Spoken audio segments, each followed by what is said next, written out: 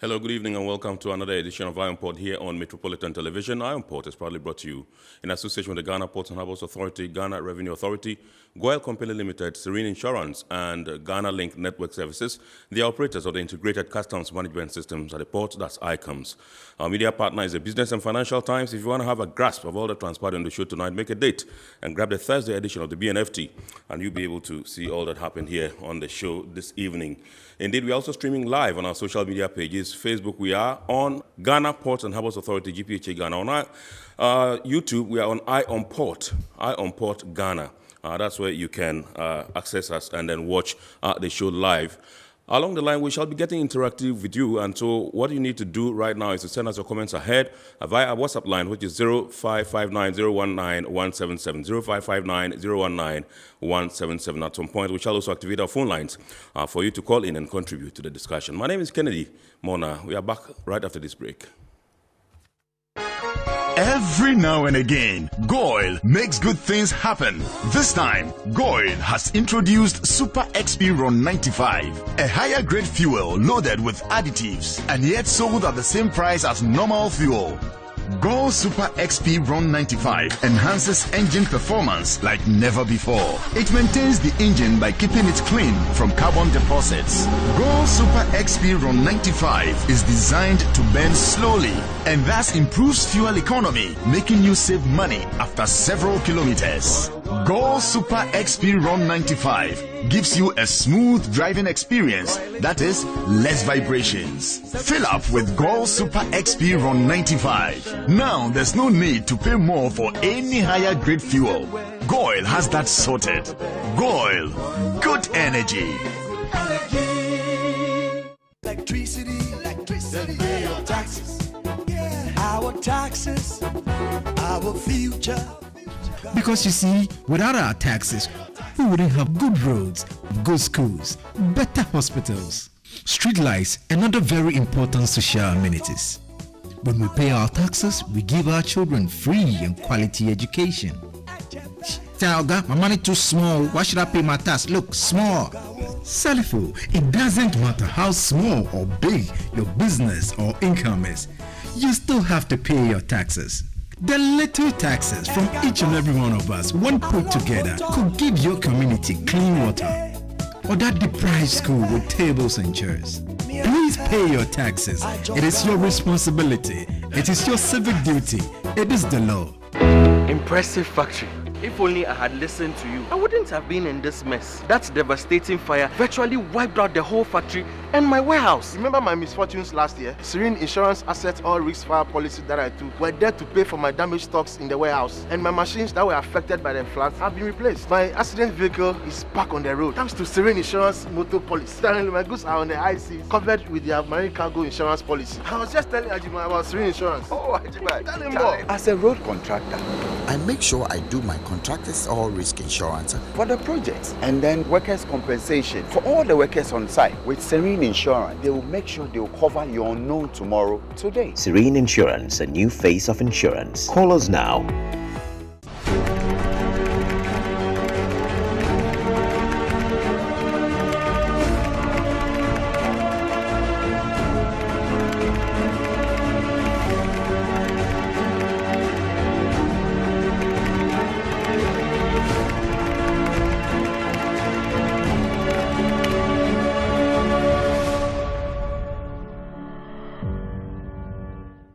All right, so you're welcome back. It's now time for us to take a look at some of the happenings in the port and maritime industry in the course of the week. And during the week, the stakeholders in the maritime industry met at a two-day workshop to validate the National Integrated Maritime Strategy, the NIMS. And so we were there, and we bring you the story. Enjoy. Key stakeholders in Ghana's maritime industry have assembled to validate the implementation plan for the National Integrated Maritime Strategy, NIMS. The meeting gave stakeholders one final opportunity to assess the required mechanisms and effective governance strategies for the maritime domain embedded in the document ahead of official endorsement. The stakeholders met earlier in July in a 3-day implementation plan workshop after multidisciplinary inputs were gathered for the draft strategy document. The National Integrated Maritime Strategy is expected to serve as a key tool to strengthen the principles of effective governance in the maritime domain, address insecurities while engaging in sustainable exploitation to foster wealth creation from the ocean's resources. The NIMS as technical and financial support from the Kingdom of Denmark and the United Nations Organization on Drugs and Crime. The Director Legal at the Ministry of National Security and the coordinator of the Security Governance Initiative said the NIMS has the capability to serve as a beacon for neighboring countries to develop their strategies. The Chief Director of the Ministry of National Security, Lieutenant Colonel Abebio Cerebua Retired, expressed government's unflinching commitment to the NIMS and said developing the blue economy amid safety and security concerns should be paramount. The National Security Coordinator indicated in Koforidua that the government was committed to the development of the NIMS and the implementation plan. I wish to assure you all that the commitment of government is still very high. The Director General of the Ghana Maritime Authority, Thomas Alonso, called on the various actors and stakeholders that participate in Ghana's maritime space to shun looking at their mandate in isolation of one another, but work together towards the ultimate goal of efficiency and sustainability. Ghana will be better positioned to identify, mitigate, and respond to maritime threats, as well as ensure economic sustainability and development in our waters by developing and employing a whole of government integrated maritime strategy. And I'm particularly glad that we are all gathered here today to witness the achievement of this very important objective of the SGI, which is the development of a national maritime integrated strategy. The Danish ambassador to Ghana, Tom Noren, said the kingdom is committed to helping Ghana meet its maritime ambitions and revealed that Denmark has sent out a frigate to help combat maritime crime in the Gulf of Guinea. In responding to the immediate and imminent threat of piracy, the Danish government has decided, as some of you may know, to deploy a naval frigate to combat piracy in the Gulf of Guinea. This Danish frigate is on its way here. It left a week ago from Denmark and should arrive in the waters very close to Ghana within the next few days.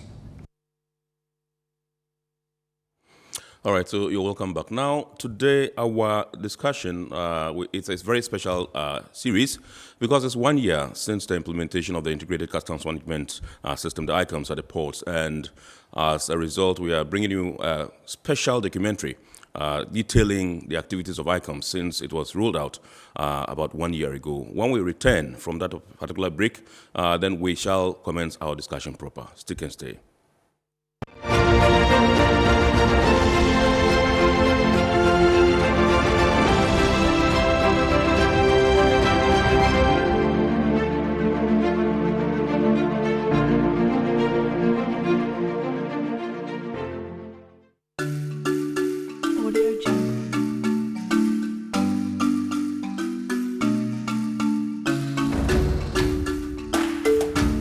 The Government of Ghana, Customs Division of the Ghana Revenue Authority, GRA, and other agencies joined up last year to usher Ghana's trade to a single window system, the Integrated Customs Management System, ICUMS, deployed by Ghana Link Network Services Limited. The change stemmed from the rising cost import transactions, delayed clearance of goods, and what government deemed a huge leakage in revenue mobilization. Another challenge stakeholders faced was the use of multiple online platforms in assessing valuation, classification, risk management and payment, which were jointly managed by the Ghana Community Network Services GCNet Limited and West Blue Consulting at the time. But this change was not without controversies and opposition from major stakeholders within the port community. And the complaints were so many that it was just a way of demoralizing any attempt to roll out. It was like, we are warning you, if you went in, you are not likely to succeed. So that attitude initially created problems for us. But when we all looked at some of the concerns, and we realized that some would require some time, some would require some effort, some would require more capacity building, we just said, okay, let's get the ICUMS team at vantage points in Tema and other places. Let's explain the process flow. Let people become more conversant. Let's allow them to use the two systems, the existing system and the new one for a while, so that when they get so used to the new system, then we will not be, as it were, creating problems so that people will not be able to transact business.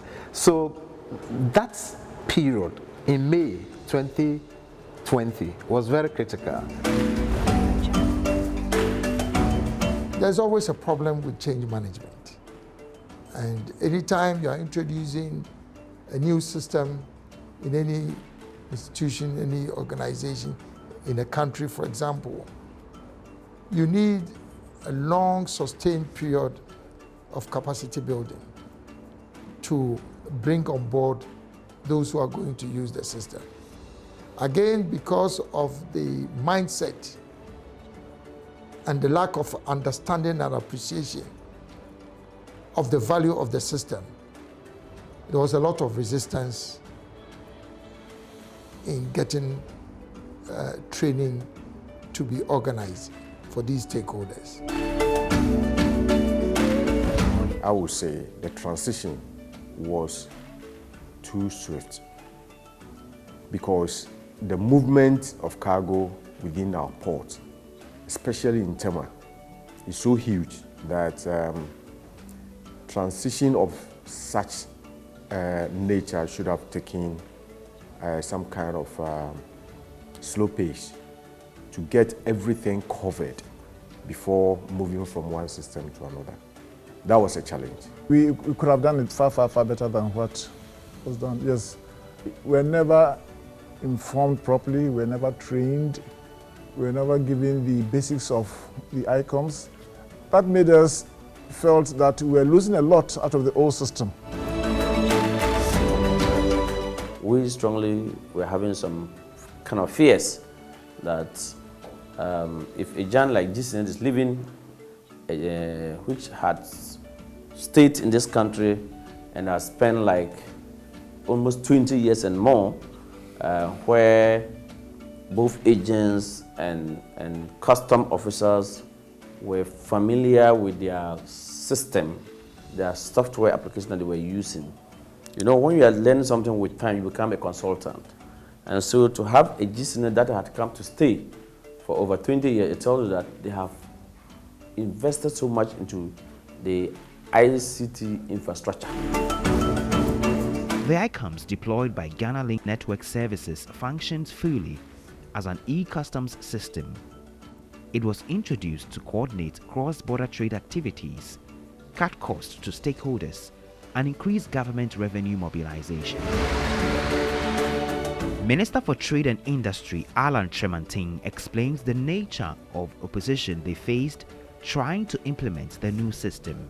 We were confident that once we're able gradually to build a certain level of confidence with the stakeholders, and once we're able to get them to understand the operational system and how to use the system, that they themselves will bear testimony.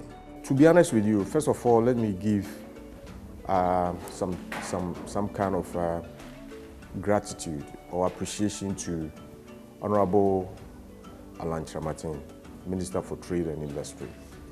He stepped in and then he tried to calm everybody down, all the stakeholders moving up and down. We were moving up and down with him, trying to see where the challenges are and then sought for solutions to it. And then also, let me also thank the technical team of Ghana Link. They didn't sleep. We were on them. Sometimes we will all be going home around 2 a.m. and 3 a.m. Some of them will even sleep in their offices trying to get things turned around.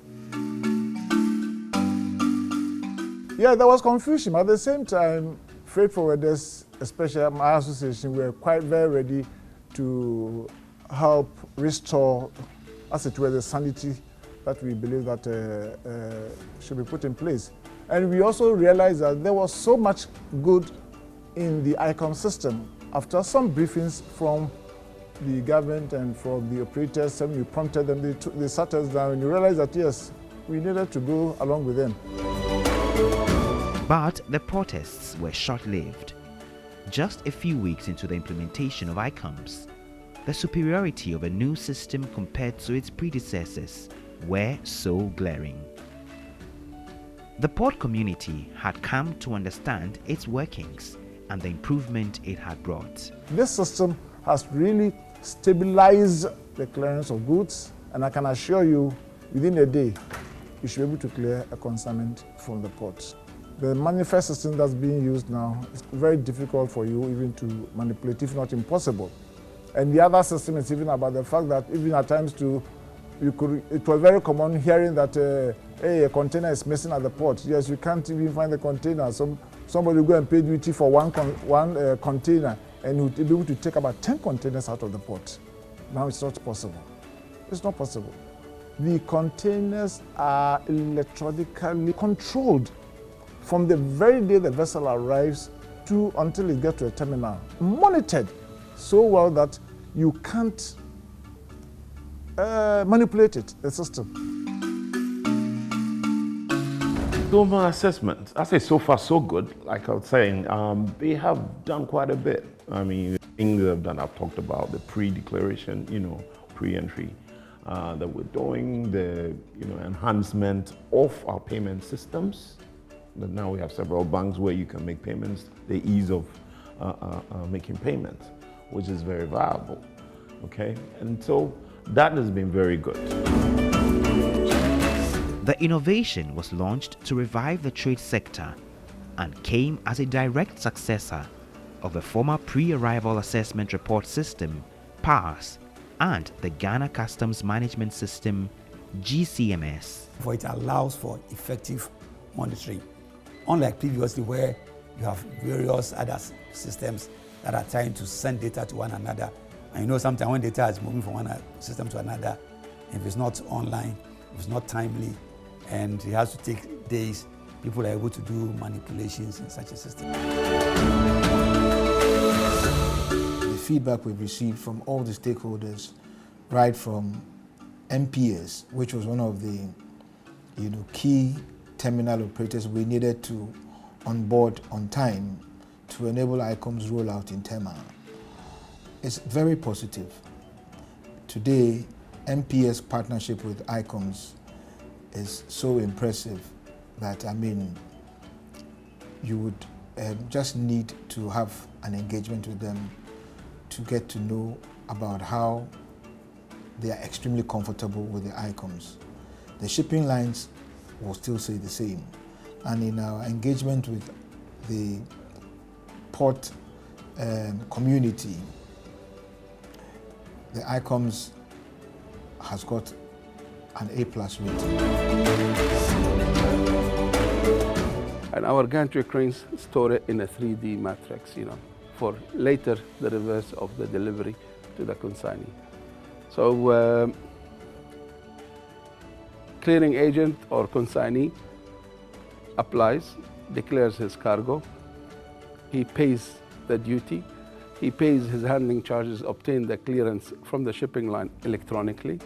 He reaches to us on our website electronically, and basically he pays, he goes into our task truck appointment system, book a service in our system, and all of that, every step of the way we are interacting and getting clearance. You cannot access our truck appointment system if the customs system has not released you through ACOMS. So we are interacting every step of the way with the community system to check this.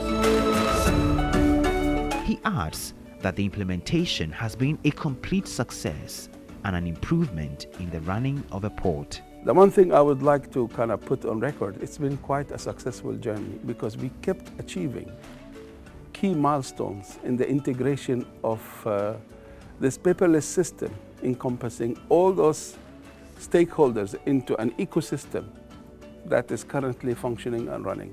So it's been quite a success story. The introduction of the ICOMS had really aided our business, not to talk of even the release or the delivery allowed system, where finally customs have to release the cargo as a bonded terminal before it goes out. I mean, in all these processes, whether through the shipping line, who will be issuing deals, or from the agent who will also be doing an online booking for us to position the container, or even release when it comes to final release. I think the system has supported us in all these areas. As a single window for processing documents and payments, the ICOMS allows users to create unique consignment reference (UCR), an exclusive number for easy identification and tracking of all cargo. 1 year on, the verdict is clear. For the first time in our history, and for many years, the monthly revenue mobilization has not gone below 1 billion Ghana cedis. It has brought a lot of significant changes in our performance. The first one is the revenue. We can say that in a year 2020, when there was COVID, we had a revenue of 341,465,607.66 Ghana cedis. And in a year, compared to 2019, we had 313,509,181.51 within a period of 6 months. That's from June to December. The figures speak for themselves. So if you took the 4 months in 2020 before full implementation of ICOMS, our fortunes in terms of revenue were dwindling. Then the full implementation came, and from May through June to July, we started always passing the 1 billion mark. And consistently, for a greater part of 2020, from May down to December, the minimum we had was 1.2 billion. We were able to get 1.3 billion for about 4 months, and indeed we passed 1.5 billion. So going by the figures, and at the time that we were faced with a global pandemic where imports, volumes of imports were going down, and we were able to still get more revenue than we were getting when we were in normal times, I could say to a very large extent that the implementation of ICOMS helped in enhancing our revenue mobilization. The Director General of the Ghana Ports and Harbours Authority, Michael Luguje, says the ICOMS streamlines the tracing of missing cargoes and features end-to-end tracking, which does not allow any operator to tamper with figures, thereby increasing port revenue generation.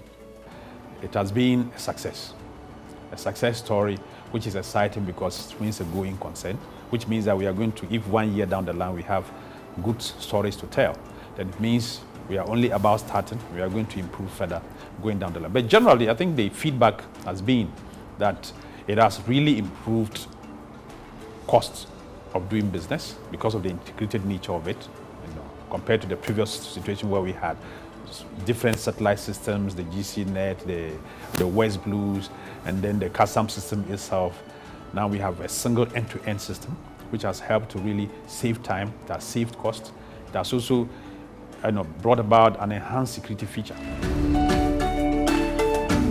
The Ghana Ports and Harbours Authority is happy that ICOMS also features a standby human resource management model that identifies officers assigned to a consignment and records the period in which activities on the consignment were carried out. Of course, the system itself, I think we work, apart from our experience as a port, as far as we get cargo running through our ports concerned, we are also working with customs itself and looking at, on a day-to-day basis, what are the improvements we are supposed to make in order to be able to get our ports decongested and cargoes cleared quickly through our ports. I think one of the expectations, which is already envisaged anyway, within ICOMS is the e-auction opportunity that's going to come.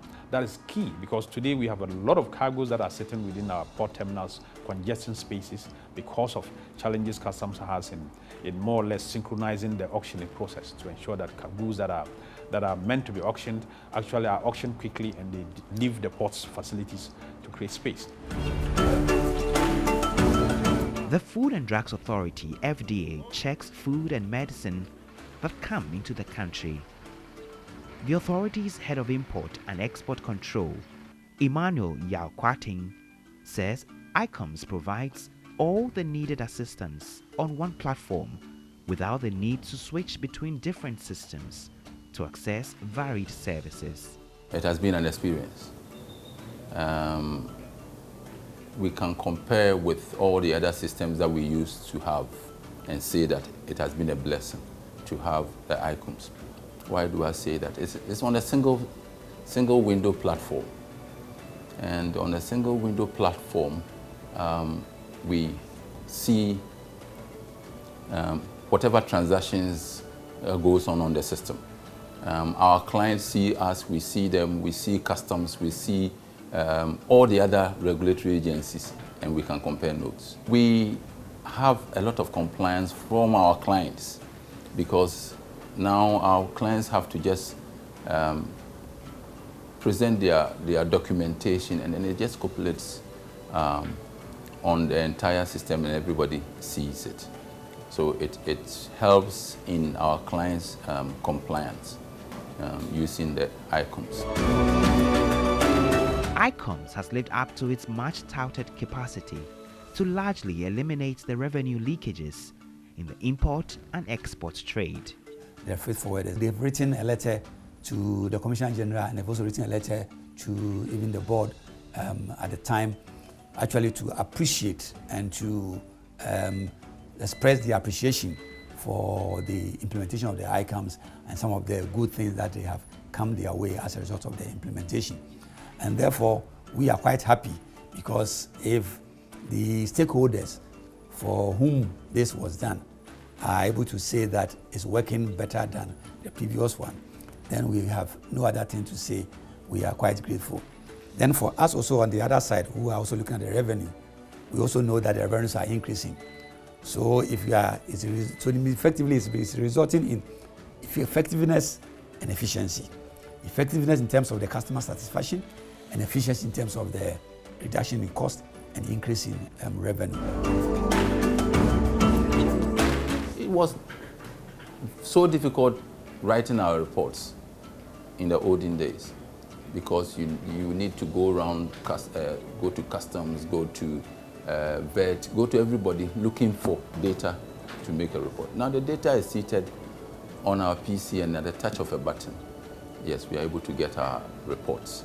It's a big plus from ICOMS. ICOMS has on the platform various payment regimes. We have Ghana.gov, which accepts payment in all forms of electronic payment. Even as low as mobile money, okay, which makes it so convenient. But the biggest of all is that FDA is able to, at the close of a day, we can determine that this is a quantum of transactions or charges or fees that has come to government. This has also led to a lot of cost savings for the declarants. This is because you make payment ahead of the arrival of the ship or your cargo, which means that whatever rate applies today with the exchange rate is what you would pay. And government also has the money ahead of the arrival of your goods, and it's really smoothing the processes. So that is with facilitating trade and ensuring that things run very, very smoothly at reduced cost. What advantage the clients also have is that the issue about demurrage charges, rent charges, all those are out of the way because you've been able to go through all the processes ahead of the arrival of the ship. This is cost savings, I mean, to the clients. So 1 year on, major stakeholders are impressed with Ghana Link's ICOMS at the ports. The ICOMS portal saw a major facelift in interface design and the application of standard web technology to simplify navigation and help cross-border traders understand it better. The highly trained team of Ghana Link's network services is keenly monitoring the system to identify the gaps, incorporate stakeholder feedback to continuously improve and make it effective. Government is working with the board and management of Ghana Links to expand the services into other areas of business and trade. The future of this public-private partnership is exciting. And there is a lot of technology creativity that can actually be developed, with ACOMS, that will make the customers more engaged in the process. The other thing is the cash transactions. We need to go away from the cash transactions.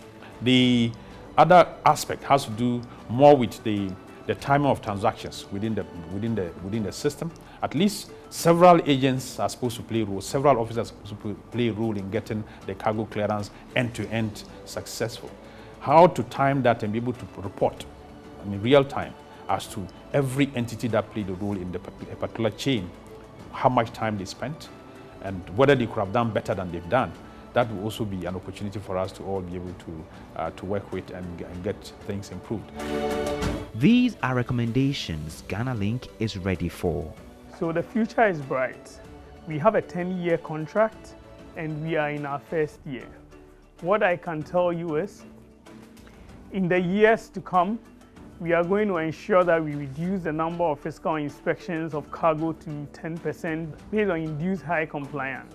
We've finished with the rollout of our first phase models, and we are working vigorously on the rollout of our second phase models. This will start from the end of June to the end of the year. I could mention a few of these models. We are looking at an e-auction model. Currently, the auction processes are largely manual at the port. But what we are doing is to ensure that this is made electronic. We are also working on an advanced passenger information system. This will be used at the airport. This is supposed to help in profiling both the passengers who are coming and the cargo they are coming with. I also hope that our immigration system and the movement of people will be fully integrated also into the ICOMS to ensure that when it becomes necessary to track the movement of goods in respect of importers, the new system that we are implementing would have a data warehouse that captures all these elements. It's been 1 year of excellence and total transformation, thanks to Ghana Link's ICOMS. Ghana Link itself, I want to say congratulations for piloting this project and getting it to travel a year down the line, because anybody would have told that even 1 year is not enough for you to move from the transition phase. But fortunately, we've been able to, I think if we are counting gains, it means that to a large extent, we've traveled. If we haven't crossed even the transition, we are at the end of it, and we are then going to move into growth and better expansion. So we can only wish you all the best to be able to keep on researching, and bringing new add-ons that will help us even be better than we are today. So far, feedback we have been receiving from the sub-region, many are coming to look at the ICOM system to see how it is working and learning from it. The feedback is quite a positive one.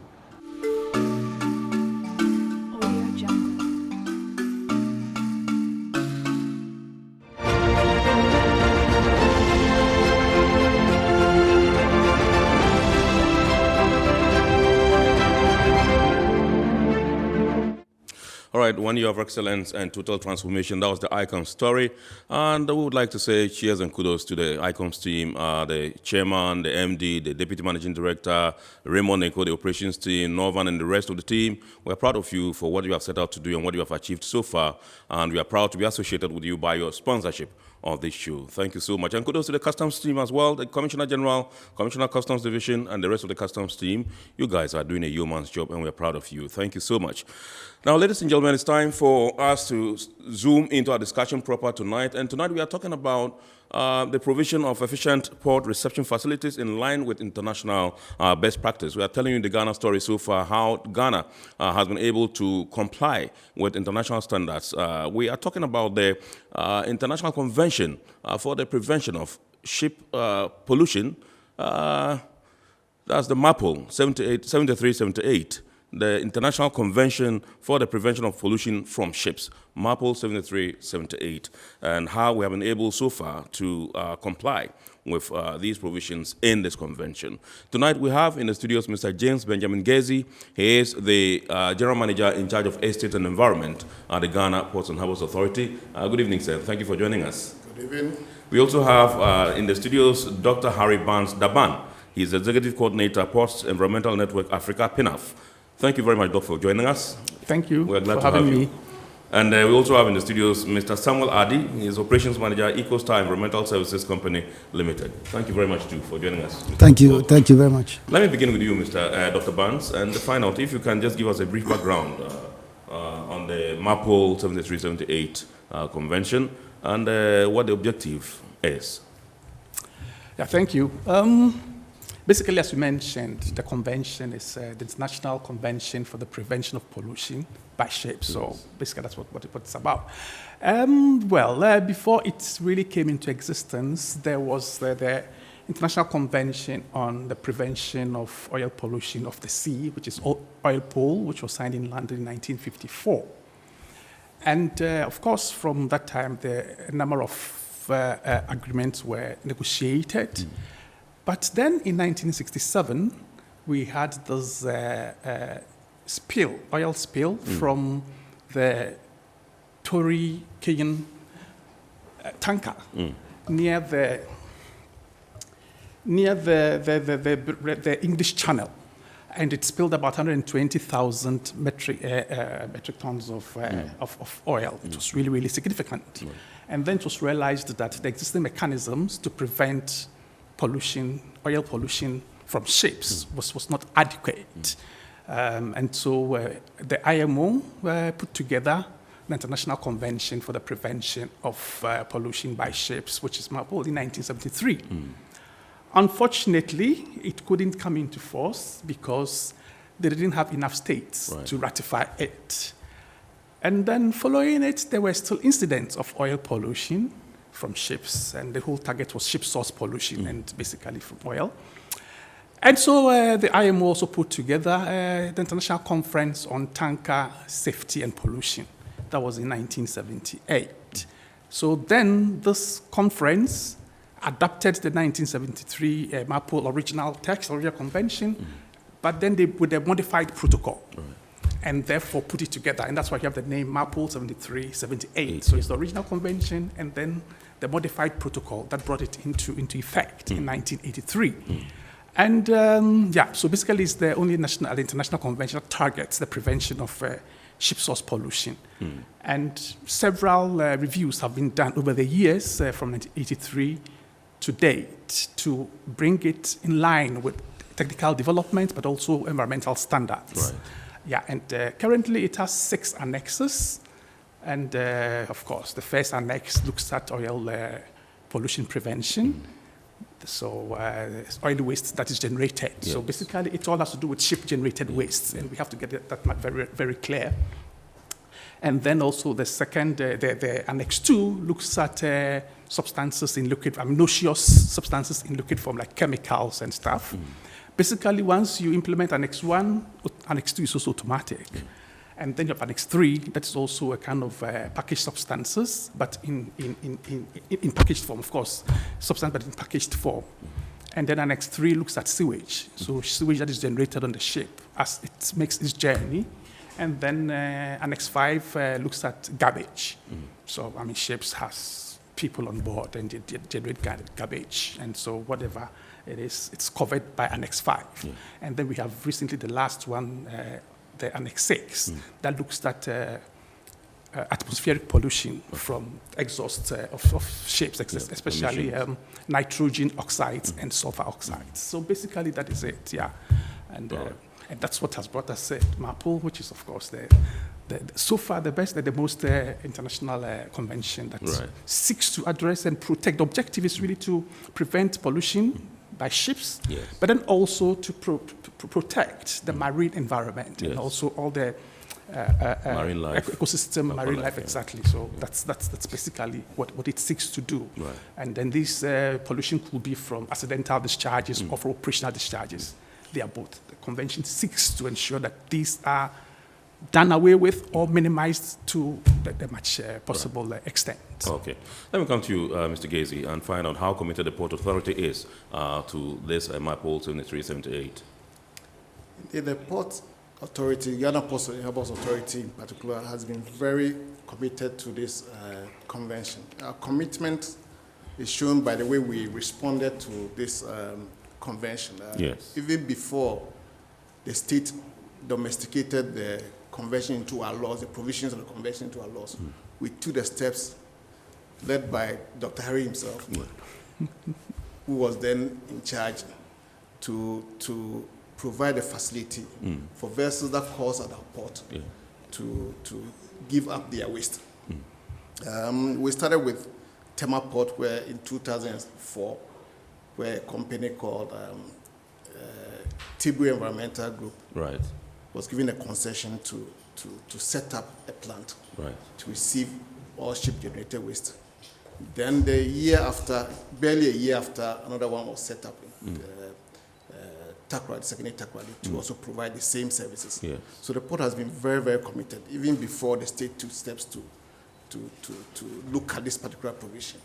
We have shown the way, and from then on, we've been providing that services to vessels that call at the port.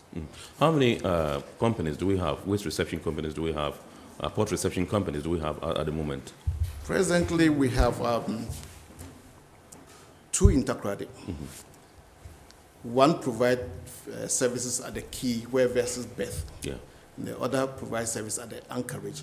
Not all vessels coming to around the port comes into the port itself to discharge or load cargo. Some hold up at anchorage for various reasons. So we have a company's license to go to them and receive their waste so that they won't have any motivation to dump their waste into the ocean. Similarly, in Tema, we have companies licensed to take waste from vessels that come to the quayside and those that hold up at the anchorage. We have 9 companies licensed to take waste at the berth, at the quayside, and 7 of them at the anchorage. Presently, Okay. So how do you get them to ensure, to comply? How do you make sure you get them to complying to this provision was difficult. Initial stages, any new like icons, any new thing that you want to introduce. Some resistance and all resistance and all that. So there was a lot of consultations among the key stakeholders, the ship owners association, the ship owners and agents association, GMA, shipping lines. There were broad consultations among them, and the need for this facility was appreciated by all. So to get the shipping lines to comply, there's a fee that we charge, environmental fee that we charge for every vessel that enters the port. So whether you have waste to discharge, we don't go into the arguments about whether you have waste or you don't have waste. every vessel that comes into the port pays a fee. We call it environmental charge, and that depends on the size of the vessel, the gross weight of the vessel. Yeah. Once you pay it, there won't be any motivation to dump your waste because you pay for your waste to be collected. Yeah. So a company will be assigned to you to receive your waste at the quay when you arrive. Right. So that way we assure that no vessel or no shipping line will pay for a service and refuse to be served. Yeah, so. All right. Maybe. Okay. Yes, Doc. Yeah, maybe I would just want to add to what Mr. Gazy has elaborated. I think the Ghana story has not been highlighted enough and communicated enough. Okay. Because he says in a very simple way, but it's instructive and significant to note that normally international conventions will have to be first internalized. I mean, domesticated before you can take action to implement. But what the Port Authority did at the time was, okay, we're not going to wait for the country because we belong to the international maritime community. So they identified themselves with that international situation and said, look, IMO is for all of us. So if you have this convention and these are the benefits, then we move on ahead of the state. It doesn't happen in most cases. And wherever I go, I tell that it's a story that has to be shared for port authorities to know, because most port authorities have this kind of a level of autonomy that they can initiate their own actions. So they did it at that time. So that aspect of going ahead of the state is one of the best practices that will have to be shared. So it's a very good story for Ghana. And to add on to that, he talked about the charges or the fees, the charges. The Port Authority has this indirect charge. So like he said, whether you have waste to discharge or not, you are made to pay.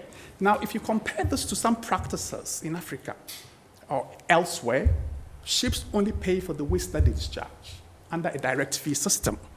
So if you look at it, then, okay, I discharge only if I want to pay. If I don't want to pay, I don't discharge. So then it defeats the spirit of MARPOL that wants to prevent shipping pollution. And that's it. So these two are very significant to indicate how Ghana proactively took the step. And these are lessons to be shared also with other places to know that even in Europe, for example, they are now moving to this indirect system. I mean, after they have existed for all these years, they are now moving to this indirect system where you pay and then whether you discharge or not. So I guess Ghana has already taken the lead for almost a decade now, right? Yeah. And that's it. So these stories will have to be highlighted and expose or make clear the proactiveness of the Port Authority. Right. The story has to be told. Okay. Right. Let me come to you, Mr. Adi. You are a service provider. Yes. You receive waste from ships when they arrive in the port. How difficult is your task?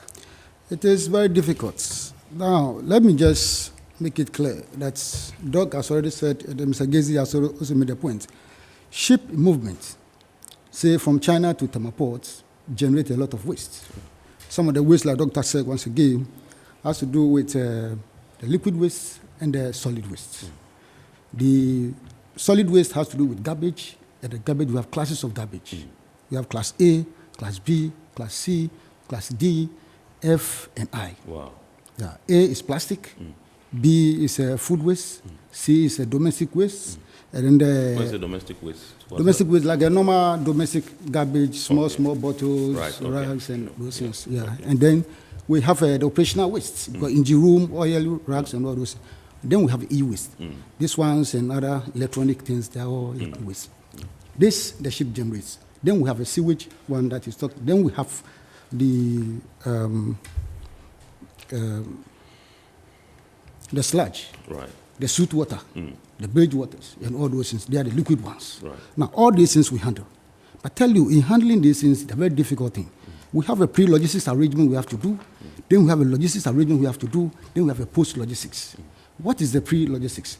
Before the vessel comes, you need to, the vessel is not a cargo that the vessel would have actually manifested it, giving you bill of lading or whatever it is. You go on board, and then you have a discussion with the normal boarding process. That is where they will tell you they have this waste on board to discharge. Right. After that, you have to approach the authorities with letters asking for permission to go and work on it. You need to do all this. This is the pre-arrangement. Now, if you have all the permits from GPHA, customs, and national security before you move to the ground. When you move to the ground, now you have to bring in logistics. That's where you bring the trucks, the hooks, the franch, and other things, or the garbage truck, whatever it is, to make sure that you come to evacuate those things for them. All aim at making sure that they have paid for it, so therefore they have no locus for them to actually dump those things into the sea. There are instances where there are some traces of oil or sewage that Ghana Maritime Authority will jump upon them. I've seen it now. They may not know. Some of them could be intentional or not. But these are some of the things that they do. Now, our main work has to do with the collection of those wastes, transporting of those wastes, sending it to our plants for segregation and treatment. Then before we appropriately dispose them of in accordance with the MAPO regulation, as Dr. said, 73, 78. So it is very, very difficult things. The difficulties lies with securing the approvals, which also falls on understanding and appreciating the nature of the work on the ground. Right. You see, one thing that is clear is that people sitting in office giving approvals are people different from those on the ground. Yeah. So always, they don't seem to get you, you don't seem to get them. Getting those approvals to move, go and do the work, transporting it to your yard, spending time to make sure you do the separation, segregation before you actually dispose it off. I don't want to make a mistake, but when you go to a company like Zeal in Takoradi, I know for sure because I have been there. They have the lab. Right. That is where they are able to test to know the level, acceptable level by which they can dispose the water, if it is a liquid waste, onto the environment. That will not be very harmful. Tema EcoStar is also doing her best. But what about other companies? So it is really, really difficult. We, the port reception facility organizations, are determined to make sure we protect and help. Do you have an association? You just for now, we don't have an association. For now, we don't have an association. But there's a collaboration. Maybe going forward, we'll be able to have that association to make sure. Because this is becoming, or it is international something. And we need to project the image of the nation through this way. Right. That Ghana is determined and committed to make sure that the marine environment is protected. Right. We are willing to protect the GMA, to be with GMA, to make sure that this particular fight in achieving the success of the government is number one. But these are some of the challenges that are on the ground. The approval delays. When approval delays, it causes all of these problems. The logistics that you need to have tracking to your yard, separating and segregation, it is very, very tedious. It is not anything that you can do with. So it requires a huge capital actual requirement to enable you to do that. Right. Doc, I'll come to you and I'll find out from you what some of the requirements are for these port reception facilities. But let me come to Mr. Gezi. The man has stated his challenges. He says they find it difficult to access approvals and all that. How come? Yes. When we started this project in 2004, we never faced such challenges. These challenges are recent, very recent. He will admit to you that they're very, very, very recent. Right. Because of the numbers that we have now. Some doing various other things apart from. Some company may be licensed to take waste, all right, but they've also been licensed by another entity to do something else, like to receive petroleum product. So you see them doing this dual role. And they'll go to take fuel, petroleum product, which is commercial in nature, and they pay duty on the product. They come back another day to take waste. And customs sees the same company doing that same thing. Why are you taking the waste out without declaration and proper customs duty? Right. And that created problems for us. So they started scrutinizing and started putting measures in place to make sure that the tax system is closed. Nobody evade taxes. And that caused a lot of delays. Hitherto, you know, in the past when the seafarers, seamen come to town, they spend a lot of time. While they are discharging their cargo, they are in town enjoying themselves. Absolutely. These days, they are in a hurry to go. Within hours, they want to go back. So delaying them creates a lot of problems for them because it's very costly delaying vessels these days. But like you said, some of the officers in charge of these authorization don't appreciate these things, and they keep on delaying the processes. The measures that we've taken to ensure that vessels are not delayed. That was going to be whilst they are discharging their cargo, the services are being provided. Okay. So by the time they are through discharging their cargo, the waste has also been collected. Okay. So they are free to go. Okay. But these days, they finish the cargo discharge and the waste is still being collected, and it delays them. Yeah. And there have been a lot of complaints from shipping lines over this. And that's why we had a stakeholders meeting to try to commence some collaboration among the stakeholders to ensure that these delays are curtailed. Yeah. Okay. All right. So let me come to you, Dr. Barnes, and find out what some of the requirements are for these reception port reception facilities. Yeah, basically, the MARPOL Convention obliges states to ensure that there are reception facilities in ports. So it's obligatory, as long as they are party states. Yeah. And the facilities basically will have to be adequate to meet the requirements of the ships that call in the port. So that's it. So the adequacy of it is very important, and the provision of port reception facilities stresses on that, the adequacy, because with it then comes efficiency. And then it ties into the next point of ensuring that ships are not unduly delayed. So these are two principles that are key in ensuring the provision of port reception facilities. Of course, apart from this, then the operators themselves will have to have efficient systems for collection, because collection services must be very efficient and effective, and it should be regularly provided. I mean, they cannot miss, and then also have the ability to provide the receptacles that would receive these wastes, but also the ability to separate them, because the convention also seeks to improve the environment, and therefore, if you have waste separation that will lead to recycle and reuse, the better. Right. If it has also to be disposed, then of course it is done in an environmentally accepted way. So these are some things that are kind of required for the operation of the facilities, and it allows that disposal is taking place in an environmentally appropriate way, and then it will contribute to the environmental improvements. Yes. So basically that's it. So adequacy, and then preventing the delay of ships. It has to be avoided, because shipping is business. Yeah.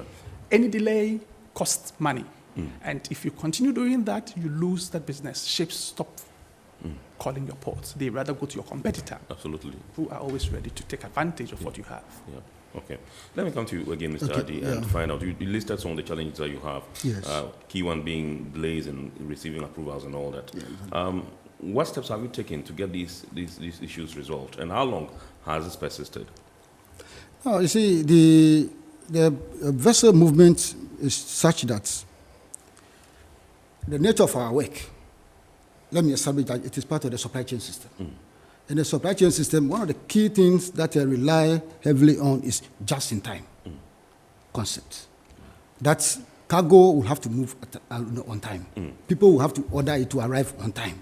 So the owners of the vessels, they also make sure that their vessels are moved on time.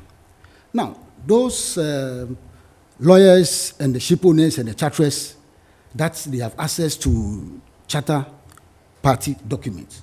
Charter party is a document that covering the chartering of a vessel. There's a clause in it we call voyage charter or time charter. This thing called for demurrage on a vessel. Some people are only aware of a demurrage happening to container. Container demurrage is one aspect, but we have a demurrage on the vessel also. So therefore, that how can this problem be solved? It is what Dr. actually said. If the authorities are able to appreciate that any time a vessel comes to port, that vessel, let's assume that it's on time charter. It has to work and go as soon as possible. That is where people will be alerted to make sure that the vessel is worked, necessary approvals are given early for us to work. But if that understanding is not there, people will not see the value. Like, it's a normal application he has brought. So therefore, let's take our time to work on it. But meanwhile, you see, there are instances where vessel could be asked that stop discharge of cargo, ship all the rest and move. This could happen as a result of time. And if people don't get it, the approving authority don't actually get the understanding and appreciate it very well to make sure that they actually give the quick approval as soon as the documents are put before them. We are not saying that they shouldn't put the checks and balances. Those things should be there. Yeah. But if it's unduly delayed, it affects the vessel. Right. So that is one thing that I want to make clear. All right. Yeah. Okay, so this is our Port here on Metropolitan Television, and tonight we are discussing the provision of efficient port reception facilities in line with international standards. We are telling you the Ghana story so far, and our focus is on the International Convention for the Prevention of Pollution from Ships. That's MAPOL 7378. We'll be back after this short break. Please stay. Every now and again, Goil makes good things happen. This time, Goil has introduced Super XP Ron 95, a higher grade fuel loaded with additives and yet sold at the same price as normal fuel. Goil Super XP Ron 95 enhances engine performance like never before. It maintains the engine by keeping it clean from carbon deposits. Goil Super XP Ron 95 is designed to burn slowly and thus improves fuel economy, making you save money after several kilometers. Goil Super XP Ron 95 gives you a smooth driving experience, that is, less vibrations. Fill up with Goil Super XP Ron 95. Now there's no need to pay more for any higher grade fuel. Goil has that sorted. Goil, good energy. Electricity, then pay your taxes. Our taxes, our future. Because you see, without our taxes, we wouldn't have good roads, good schools, better hospitals, street lights, and other very important social amenities. When we pay our taxes, we give our children free and quality education. Talga, my money too small. Why should I pay my tax? Look, small. Salifo, it doesn't matter how small or big your business or income is. You still have to pay your taxes. The little taxes from each and every one of us, when put together, could give your community clean water or that deprived school with tables and chairs. Please pay your taxes. It is your responsibility. It is your civic duty. It is the law. Impressive factory. If only I had listened to you, I wouldn't have been in this mess. That devastating fire virtually wiped out the whole factory and my warehouse. Remember my misfortunes last year? Serene Insurance Asset All Risk Fire policy that I took were there to pay for my damaged stocks in the warehouse. And my machines that were affected by the floods have been replaced. My accident vehicle is back on the road thanks to Serene Insurance Motor Policy. Currently, my goods are on the high seas, covered with their marine cargo insurance policy. I was just telling Ajima about Serene Insurance. Oh, Ajima, tell him more. As a road contractor, I make sure I do my contractors all risk insurance for the project and then workers' compensation for all the workers on site. With Serene Insurance, they will make sure they will cover your unknown tomorrow today. Serene Insurance, a new face of insurance. Call us now.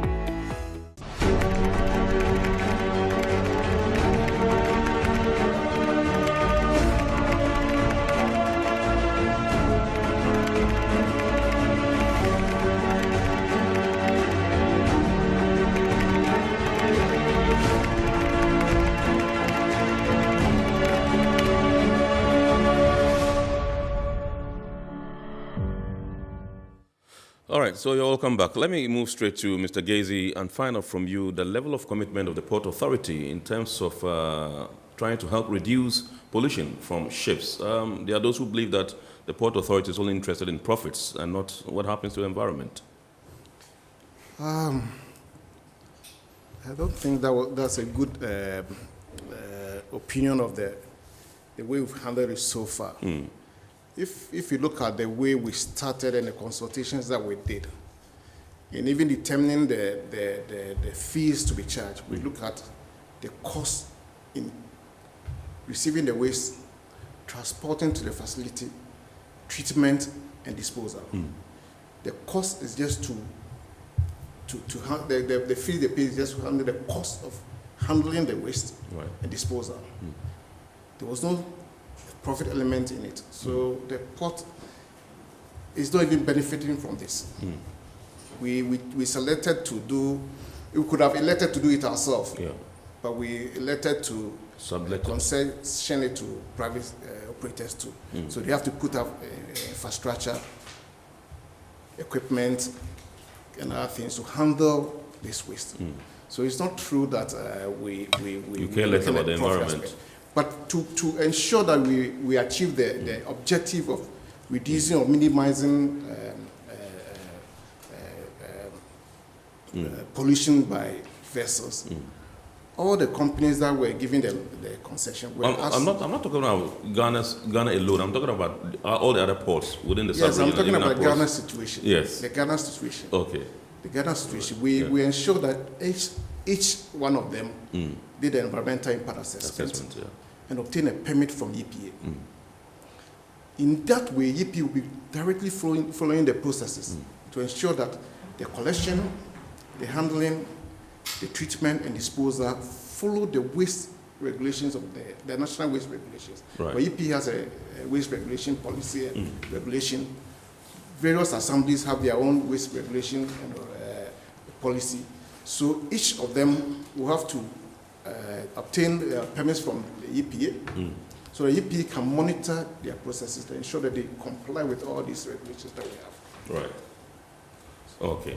All right. So let me come to Dr. Barnes and find out from you how the IMO ensures compliance of the MAPO Convention across, the globe. Yes, of course, the convention is IMO's baby. And as usual with international conventions, different countries approach it in different ways. And also even for developing countries, it becomes more difficult because even to understand the text, have the human capital to implement it, and then also financial and other resources, for example, becomes a problem. But what IMO has basically is that for each of the annexes, there are regulations as to how they have to be handled. For example, if you take, I think I did some notes here.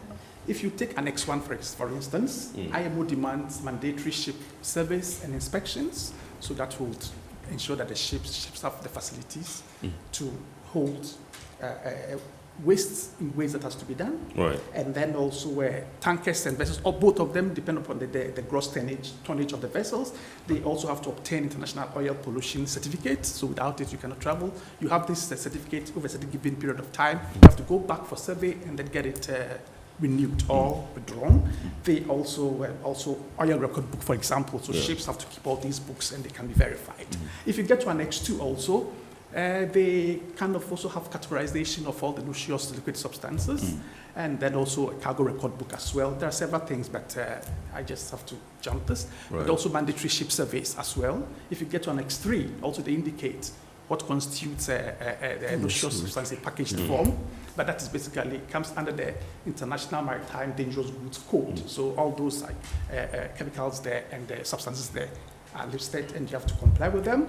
And then they have regulations on how these must be packaged. They have regulations on how they should be marked and labeled, and how they should be documented as well, and also even how it is stored on board the vessels. Like that. You get to Annex 4 for sewage is the same also.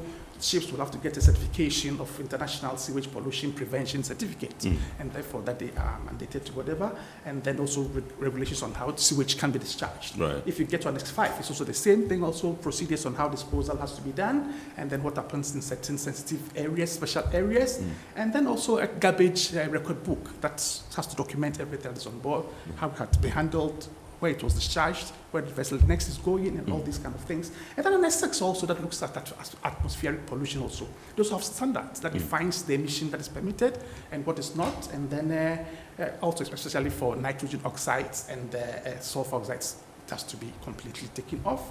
And then also how to even do incineration on board, but also the quality of fuel that ships are using.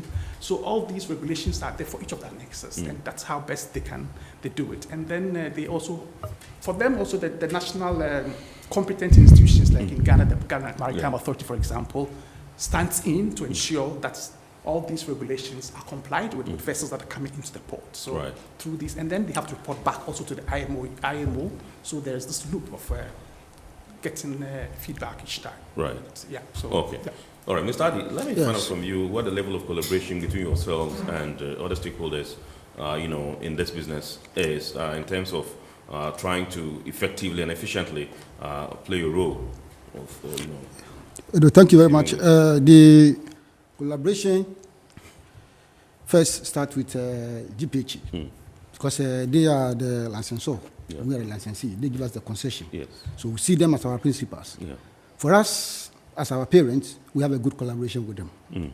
They have a lot of people, layers. If this one is not working, you only fall on this one. Particularly if you call director of port, every time I have an issue, I call director of port. If I'm able to get her, maybe I call Habomasa or I call Mr. Gezi himself, and somebody will quickly attend. Then with customs. The customs, it exists, but it doesn't exist much. It exists, but it doesn't exist much. Particularly on weekends. Customs? Yes, with customs. Okay. It exists, but it doesn't exist much. Particularly with weekends. We just established that vessels move on time. Owners, charterers make sure that the cargo work will have to be done on time. But when you reach weekends, it is very, very difficult. And that is where we have a major challenge. So talking about the collaboration with them, and in the past, we used to also have somehow difficult challenges to national security. Right. But now, with the appreciation of what we do, they've come to understand that, look, we are not doing anything as people perceive. Yeah. Something extraordinary. We are doing normal thing. So our collaboration with them is much. So now the latest challenge that we have in terms of a marginal collaboration is how to do with customs. Okay. I believe that with time, they also come to actually this thing. So I would say that on the average, we have a marginal collaboration which are going forward. All right. Yeah, everybody will actually, be on our side. Okay, so together we move. Because you see, this is an opportunity for us to project the image of the country globally to the shipping community. Yeah. On the average, if we have about 100 ships coming to Tema Port, on the average, and all of them are discharging waste, and all the MAPO companies are issuing certificates, and these reports are all getting to the decks of IMO.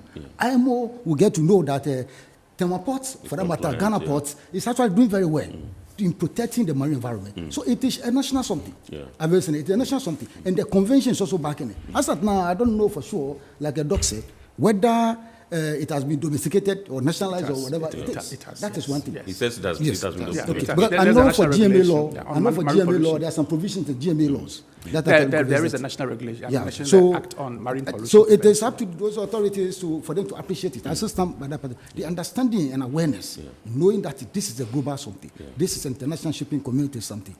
That's area where we need to work on. And then secondly, we have the regional ports.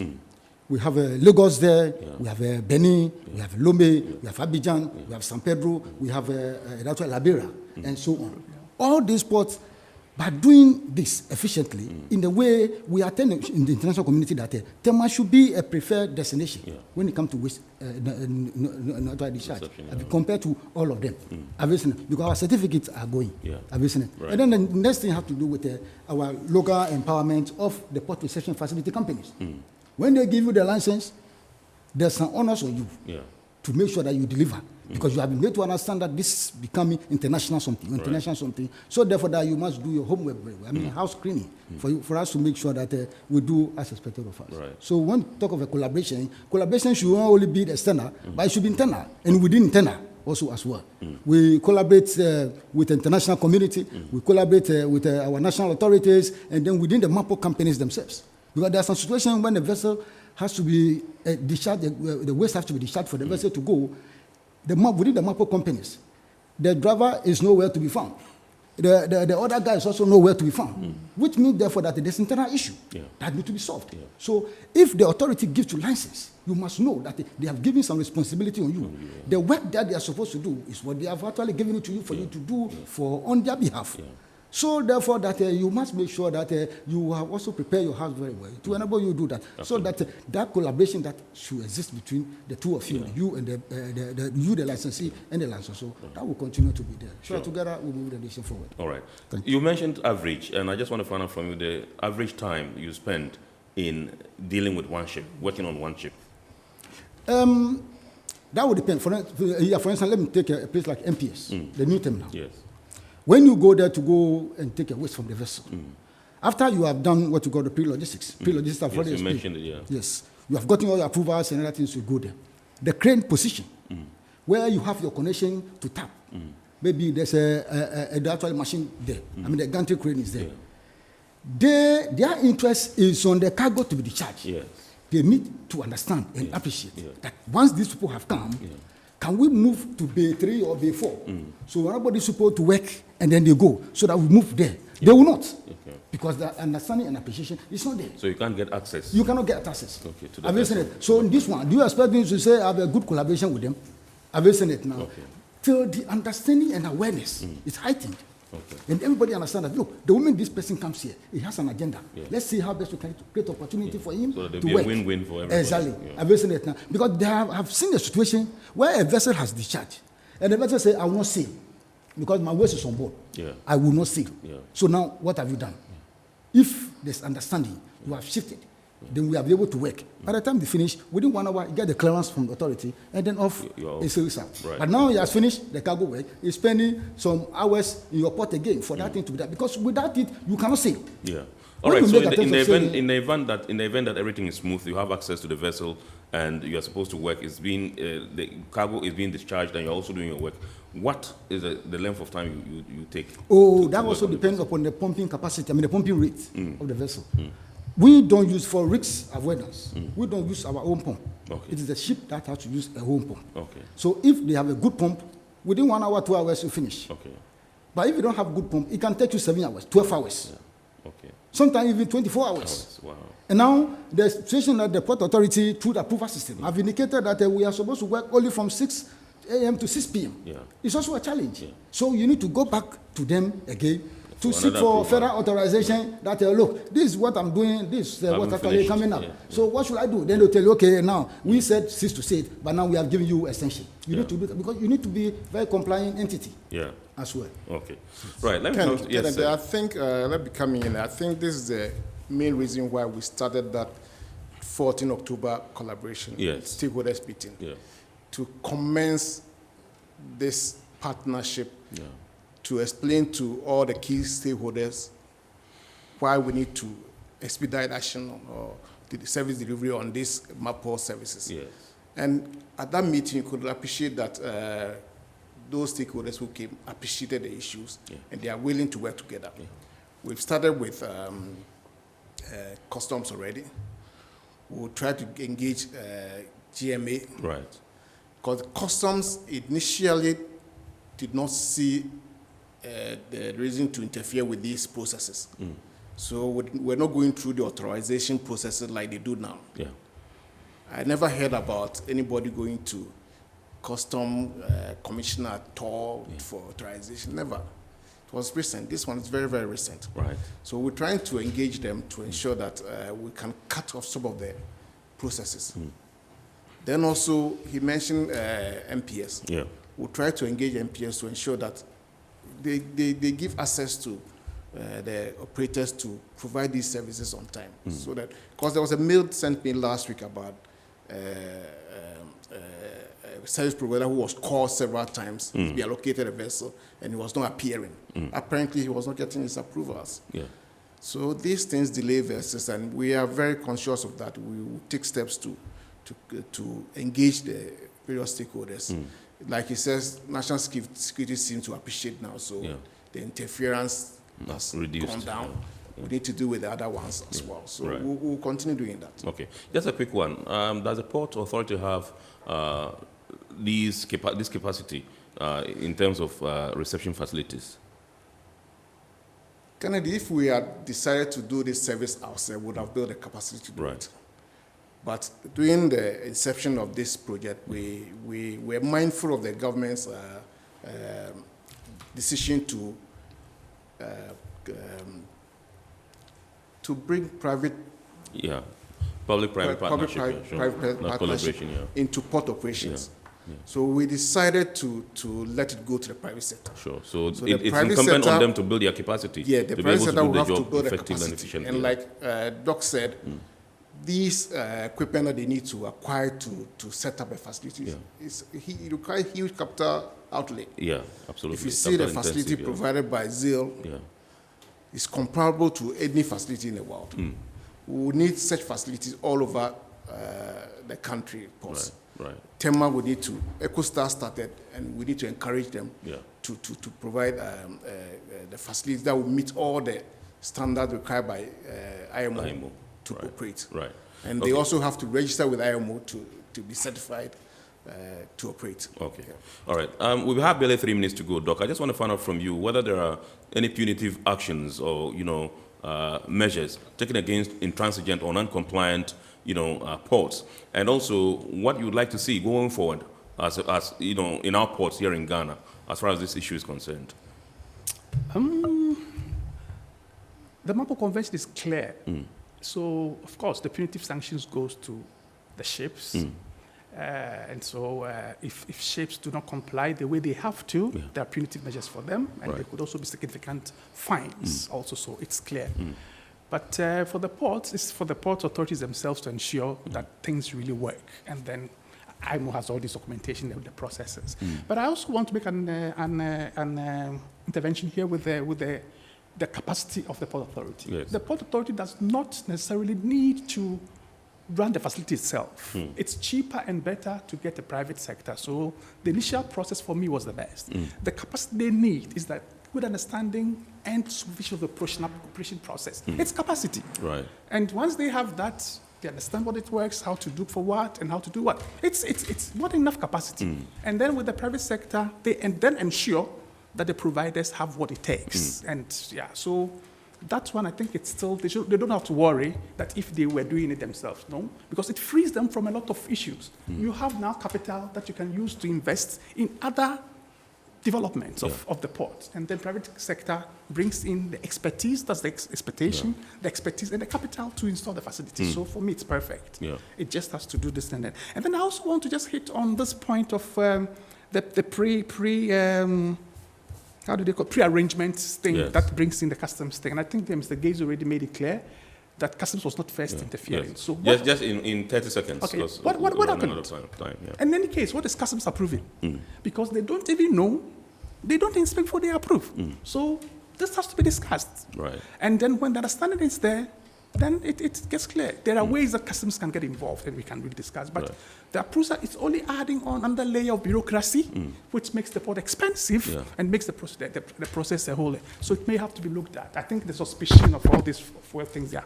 And also if you have a vessel handling, a cargo truck or company handling both white fuel, that is processed fuel, and also waste, it's a bit difficult. Let me give an example before we run off.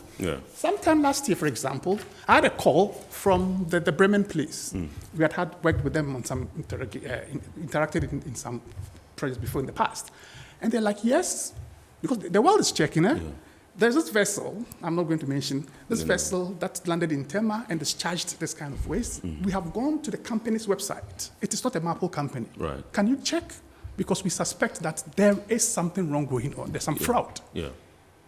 And so it's being monitored across the globe. You have no idea what it is. So I had to get myself into investigative position, did my own checks, and then came out of course, the company had been really registered, but was not a MARPOL. It's on its website, it was not there. So you have to be careful how we do this. So there's some kind of weakness in the processes. But then, they didn't, there was no fraud there. All right.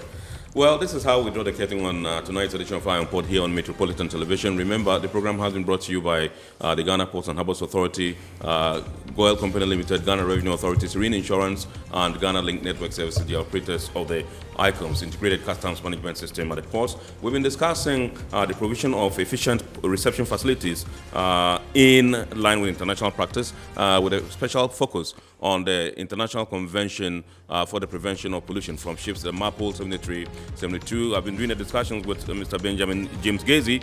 He is General Manager, Estate Environment, Ghana Ports and Harbours Authority.